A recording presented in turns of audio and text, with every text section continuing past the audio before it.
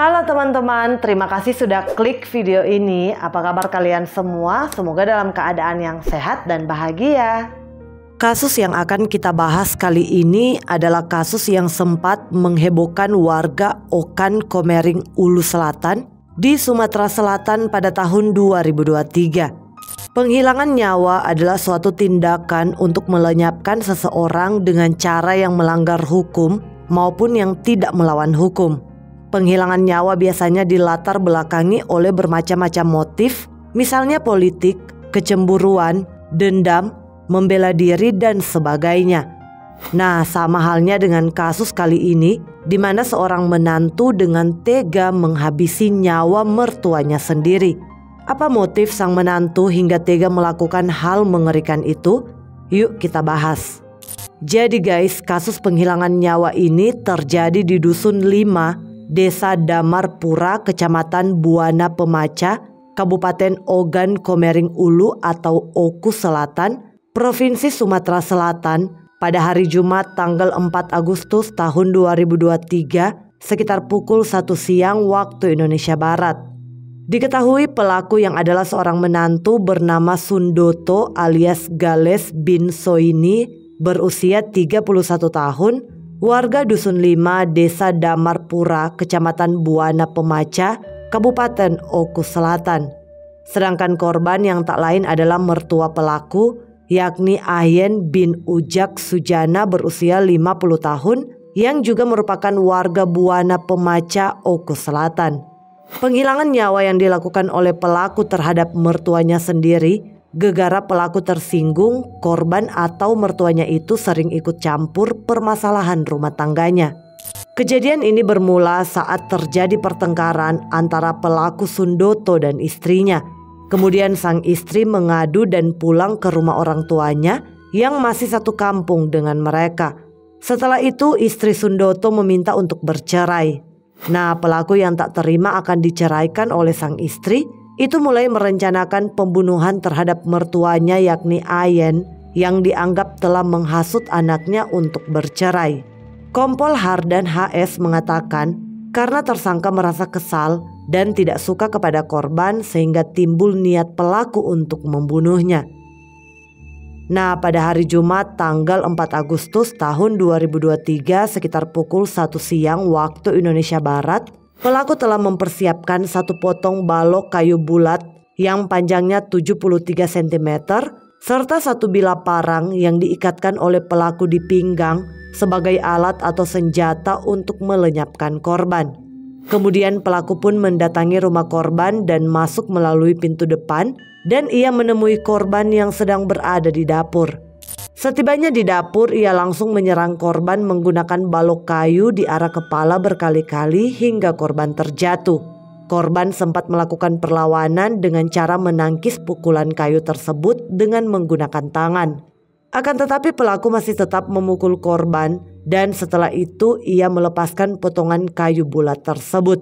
Saat kayu dilepaskan, pelaku langsung mencabut parang yang ada di pinggangnya dan mulai menebaskannya ke arah kepala dan leher korban.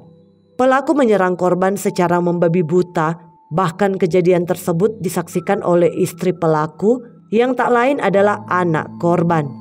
Di mana ketika mendengar suara kegaduhan, istri pelaku mendatangi dapur dan ia melihat ayahnya sudah terkapar bersimbah darah sehingga dia pun berteriak meminta pertolongan. Melihat sang istri ada di situ dan korban telah terkapar, pelaku menghentikan serangannya dan langsung melarikan diri dari TKP. Nah, menurut tribunnews.com, diketahui bahwa pertikaian antara mantu dan mertua itu dilatari urusan rumah tangga sang anak.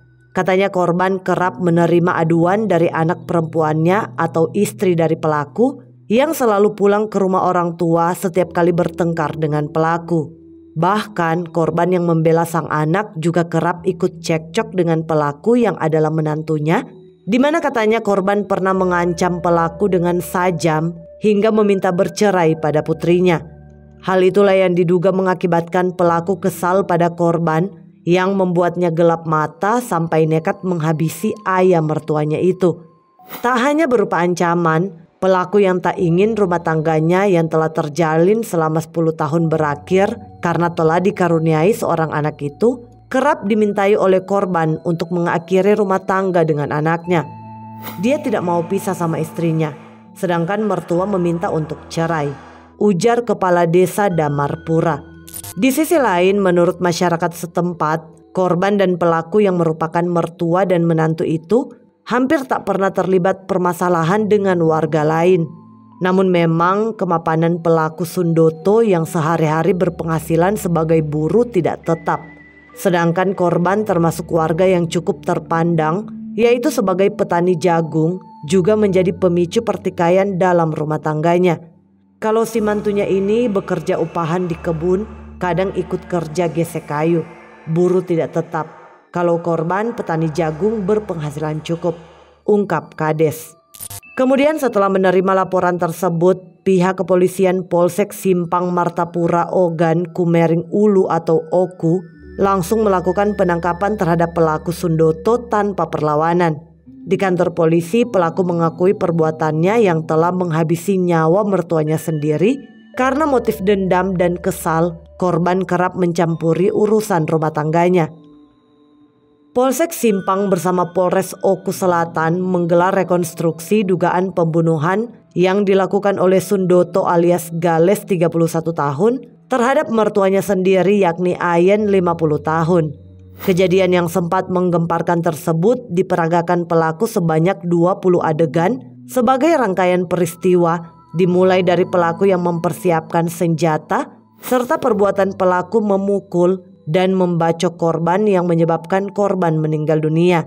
Hari ini kita melakukan rekonstruksi di depan gedung olahraga Mapolres Oku Selatan, kata Kapolsek Oku Selatan AKBP Listiono Dwi Nugroho melalui Kapolsek Simpang AKP Aswan pada hari Senin tanggal 11 September tahun 2023. Kapolsek juga mengatakan alasan rekonstruksi tidak dilakukan di TKP atau tempat kejadian perkara, yaitu di Dusun 5 Desa Damarpura, Kecamatan Buana Pemaca, Kabupaten Oku Selatan, dikarenakan untuk menghindari hal-hal yang tidak diinginkan. Untuk menjaga hal yang tidak diinginkan, pelaksanaan rekonstruksi dilakukan di Polres Oku Selatan dan hal ini sesuai dengan pasal 5 dan 7 KUHP tentang tindakan lain yang bertanggung jawab, ujar AKP Azwan. Pada rekonstruksi ini, terlihat jelas pelaku menganiaya korban pada reka adegan ke-6 dan 7. Di bagian akhir rekonstruksi saat rekon ke-15 dan 16, korban meregang nyawa. Kapolsek juga menegaskan proses rekonstruksi ini dilakukan untuk menguji keterangan saksi dan juga barang bukti dalam kasus tersebut.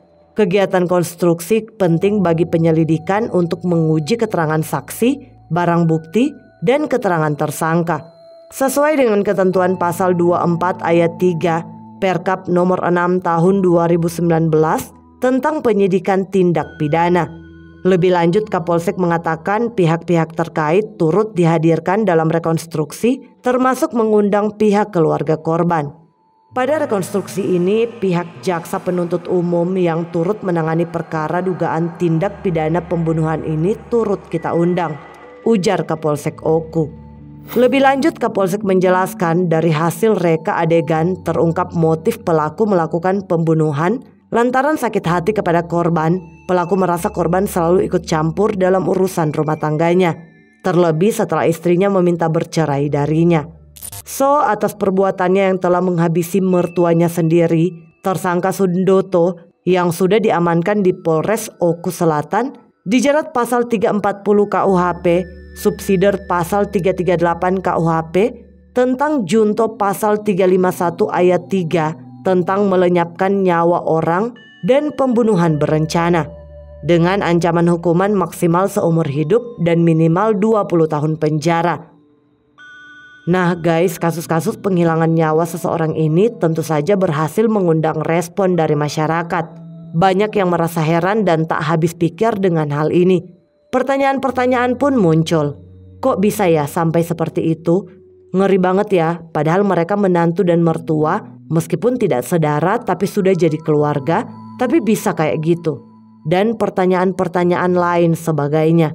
Untuk menjawab pertanyaan-pertanyaan tersebut, Nur Rafni, seorang ahli psikologi, secara garis besar mengatakan bahwa mekanisme atau strategi penyelesaian masalah bisa menjadi faktor terjadinya penghilangan nyawa. Di masa-masa sekarang, hal itu menjadi sebuah permasalahan besar bagi kehidupan sehari-hari kebanyakan masyarakat di Indonesia. Skill dalam penyelesaian masalah atau bisa disebut dengan coping mechanism bersifat lemah. Dalam hal ini, keterampilan diri tidak dipelajari dan dipahami dengan baik, sehingga tidak bisa merefleksikan. Pendidikan yang diajarkan juga biasanya hanya bersifat doktrin. Kamu harus seperti ini, kamu harus seperti itu, agar bisa sesuai dengan harapan. Jelas Nur Rafni.